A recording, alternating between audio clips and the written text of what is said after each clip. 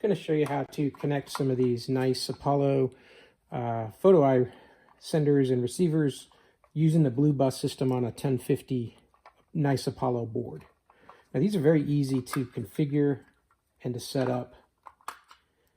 I've just got a little test harness set up here, but I'll show you how easy it is to wire. You'll have one device that'll be designated with a TX for transmit and one for receive.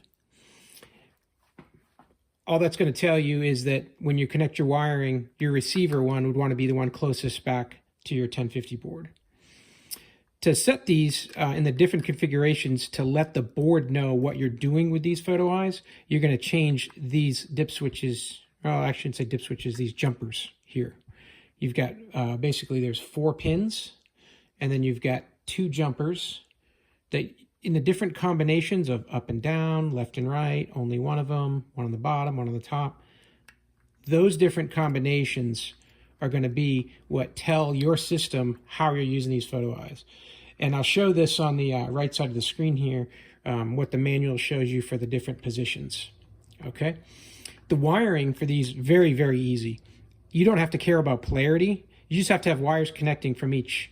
So I've just got a simple one-threaded copper piece here on this left side connector. I just connect it here on the left side. I connect this one here, connect it on the right side. I could even have that switched. It doesn't care. Then I've got a second wire that just doubles up into those connectors there. And now this wire goes down, and then eventually, in my case, is going to connect into my 1050 board into the BlueBUS connector.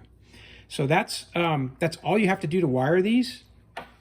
These come with some different ways to connect these, or you can stick them to wherever you're going to put them in your setup, and then clear covers or covers that are translucent to the beam go on top. So I'm going to just set these pointing at each other and show you the different configuration steps now.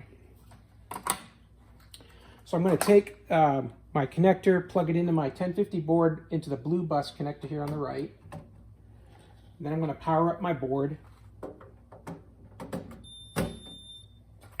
And then right off the bat, you're going to see that your BlueBUS photo eyes are blinking, and they're blinking a rapid number of 3 flashes and then a pause, and then beep, beep, beep, and then a pause, and they're flashing like that. And that means that they've got power, they're wired up, but they're not yet talking to the BlueBUS system on the board.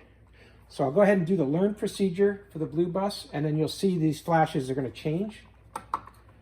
So I'm going to go to Functions, Learn BlueBUS, and now it's scanning the BlueBUS. It's looking for these devices, and when it finds them, then it's going to change from a 3 flashes to a single flash about every second.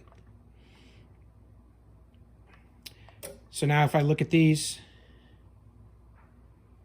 beep, beep, beep, beep, I'm getting 1 flash per second out of each one. And then when they're looking at each other, then the photo beam is intact.